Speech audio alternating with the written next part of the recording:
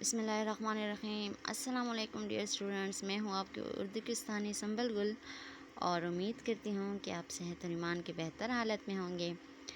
پیارے بچوں، آج کا ہمارا ٹاپک ہے اس میں نکرہ کی اقسام۔ اس پہ ہم پچھلی ویڈیو میں بھی بات کر چکے ہیں بچے۔ ہم نے پچھلی ویڈیو میں اس میں نکرہ کی دو اقسام کے بارے میں پڑھ چکے ہیں، جو کہ ہیں اسم ذات اور اسم صفت، اور انشاءاللہ اس ویڈیو میں ہم باقی اقسام پر بات چیت کریں گے۔ پیارے بچوں، جیسا کہ آپ جانتے ہیں کہ اسم نکرہ کیا ہے۔ اسم نکرہ کسی عام شخص، جگہ یا چیز کے نام کو کہتے ہیں، مثلا شہر، گاؤں، لڑکا، عورت، اسکول۔ ٹھیک ہے نا بچے، اس کو ہم کیا کہتے ہیں؟ اسم نکرہ کہتے ہیں۔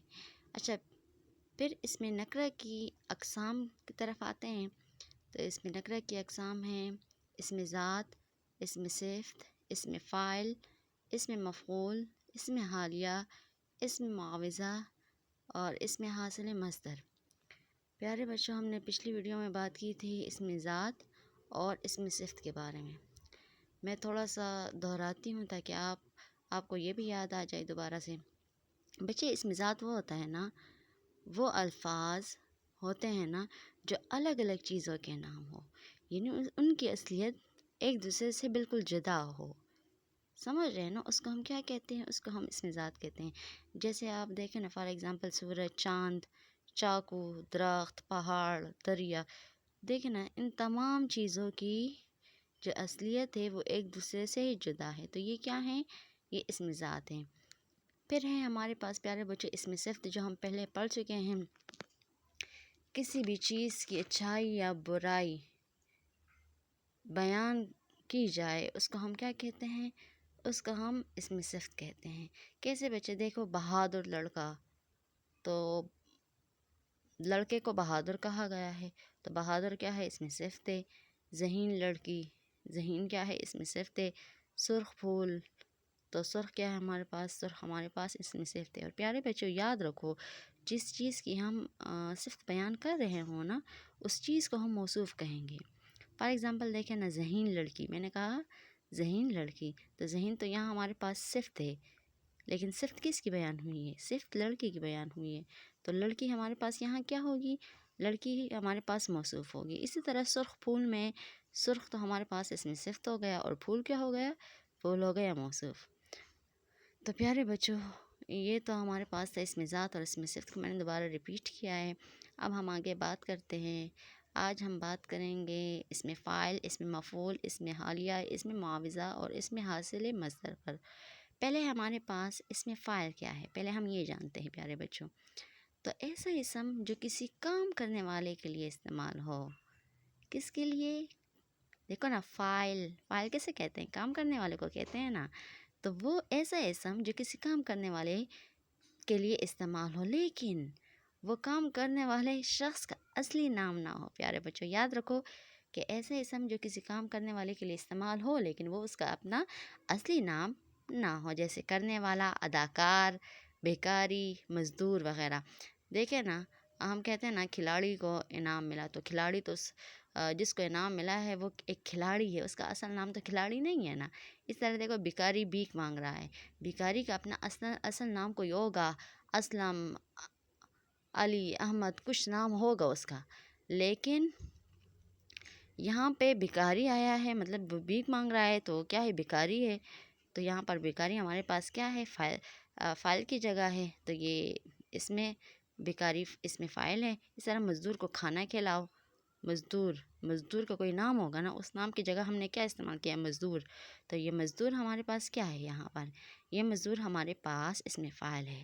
تو پیارے بچوں، ان جملوں میں کھلاڑی، بھکاری، مزدور ایسے الفاظ ہیں جو اسم مطلب کسی کام کرنے والے کے لیے استعمال ہوئے ہیں، لیکن یہ ان کے اپنے اصلی نام نہیں ہیں۔ تو یہ کیا ہے ہمارے پاس؟ یہ ہمارے پاس اس میں فاعل ہیں۔ اچھا بچے، اب ہم دیکھتے ہیں اس میں مفعول۔ اچھا، اس میں مفعول وہ اسم جو کسی ایسے شخص یا ایسی چیز کے لیے استعمال ہو جس پر کوئی فعل یعنی کوئی کام واقع ہو چکا ہو، یا وہ اسم جو کسی مفعول کی جگہ استعمال استعمال ہو، اسے ہم کیا کہتے ہیں؟ اسے ہم اسم مفعول کہتے ہیں۔ مثالیں ہیں ہمارے پاس: لکھا ہوا، سنا ہوا، دیکھا ہوا، آزمایا ہوا۔ پیارے بچے، اسم مفعول اسے کہتے ہیں جو کسی ایسے شخص یا چیز کے لیے استعمال ہو جس پر کوئی فعل یعنی کوئی کام اس پہ واقع ہو چکا ہو، اس کے لیے جو ہم استعمال کرتے ہیں نا، اسے ہم اسم مفعول کہتے ہیں۔ مثالیں کیا تھیں ہمارے پاس؟ مثالیں: لکھا ہوا، سنا ہوا، دیکھا ہوا، آزمایا ہوا، مطلب وہ کام واقع ہو چکا ہے۔ پیارے بچوں، لکھا ہوا ہے، سنا ہوا ہے، مطلب آلریڈی ہو چکا ہے، تو اس کو ہم کیا کہتے ہیں؟ اس کو ہم مفعول کہتے ہیں، اسم مفعول کہتے ہیں پیارے بچوں۔ اب ہے ہمارے پاس اسم حالیہ۔ اب ہم جانتے ہیں کہ اسم حالیہ کسے کہتے ہیں۔ تو اسم حالیہ وہ الفاظ جو کسی دوسرے اسم کی حالت کو ظاہر کرے۔ سمجھ رہے ہیں نا؟ مطلب جس چیز وہ الفاظ جو کسی دوسری چیز کی حالت کو ظاہر کرے، کیفیت کو ظاہر کرے، وہ ہمارے پاس کیا ہوگا؟ وہ ہمارے پاس اسم حالیہ ہوگا۔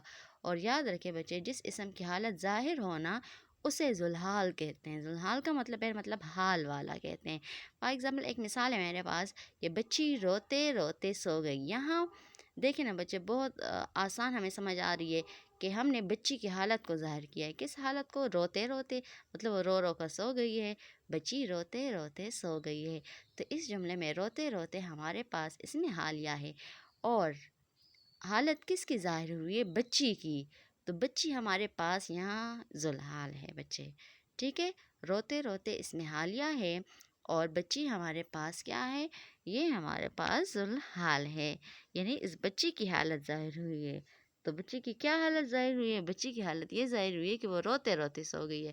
تو یہاں روتے روتے اسم حالیہ ہے اور بچی ذوالحال ہے۔ اچھا بچے، اب ہے اسم معاوضہ۔ یہ آپ جانتے ہیں کسے کہتے ہیں؟ وہ الفاظ جو کسی کام کی اجرت یا معاوضے کو ظاہر کرے، مطلب اس کی قیمت کو ظاہر کرے یا معاوضے کو ظاہر کرے، اجرت بدلے کو ظاہر کرے۔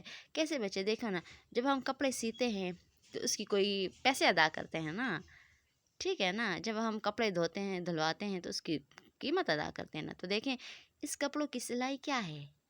مطلب ہم سلائی کے ذریعے ہم پوچھ رہے ہیں کہ اس کی وہ قیمت کیا ہے، اجرت کیا ہے۔ اچھا، کپڑوں کی دھلائی دھوبی کو دے دو۔ دیکھو نا، ہم اس کی معاوضے کو ظاہر کر رہے ہیں کہ کپڑوں کی، مطلب جب دھوبی کپڑے دھوتا ہے تو اس کو ہم قیمت دیتے ہیں نا، تو کپڑوں کی دھلائی دھوبی کو دے دو، ٹھیک ہے؟ تو یہاں پہ دھلائی کیا ہے؟ یہ دھلائی ہمارے پاس اس میں معاوضہ ہے۔ اس طرح دیکھو نا، کھانے کی پکوائی ادا کرو۔ ہم نے کھانے بہت سے پکوا لیے ہیں کسی کوک سے یا کسی بھی حلوائی سے، تو جب ہم اس کی قیمت ادا کریں گے تو ہم نے کہا کہ کھانے کی پکوائی ادا کرو، مطلب جو اس نے کھانا پکائے ہوئے اس کی جو قیمت ہے وہ ادا کرو۔ گندم کی پسائی ادا کرو، مطلب جب ہم نے گندم پیس لیا ہے تو ہم پیسنے والوں کو ہم کچھ قیمت دیں گے، اس کو اجرت دیں گے، اس کو معاوضہ دیں گے۔ تو کیا ہے؟ ہم نے کیا کہا؟ گندم کی پسائی ادا کرو۔ تو پیارے بچوں، ان جملوں میں سلائی، دھلائی، پکوائی اور پسائی، ٹھیک ہے نا، یہ ایسے الفاظ ہیں جو کسی کام کی اجرت کو ظاہر کر رہے ہیں۔ تو یہ ہمارے پاس یہاں کیا ہے؟ یہ ہمارے پاس اس میں معاوضہ ہے۔ اچھا بچے، اب ہے ہمارے پاس اس میں حاصل مصدر۔ اب ہم جانتے ہیں کہ اس میں حاصل مصدر کسے کہتے ہیں۔ اچھا، وہ اسم جو مصدر سے بنے۔ بچے، مصدر کسے کہتے ہیں؟ مصدر وہ اسم ہوتا ہے نا جو خود تو کسی کلمے سے نہ بنا ہو لیکن اس سے دوسرے کلمے بنتے ہو، ٹھیک ہے؟ اسے ہم کیا کہتے ہیں؟ اسے ہم مصدر کہتے ہیں۔ جیسے بولنا، دوڑنا، کھانا، سمجھ رہے ہیں نا؟ اس کے آخر میں نہ آتا ہے۔ اچھا، تو اس میں حاصل مصدر وہ ہے نا جو کسی مصدر سے بنا ہو، اور اس میں مصدر کے معنی بھی پائے جائیں۔ پیارے بچوں، ایسا اسم جو کسی مصدر سے بنا ہو لیکن اس میں مصدر کے معنی بھی پائے جائیں۔ مصدر کسے کہتے ہیں؟ میں نے آپ کو سمجھا دیا ہے کہ مصدر وہ اسم ہوتا ہے جو خود تو کسی کلمے سے نہیں بنتا لیکن اس سے بہت سے الفاظ کلمے بنتے ہیں، ٹھیک ہے بچے؟ اب دیکھیں نا، مثالیں ہمارے پاس ہے بچانا۔ بچانا اس میں مصدر ہے۔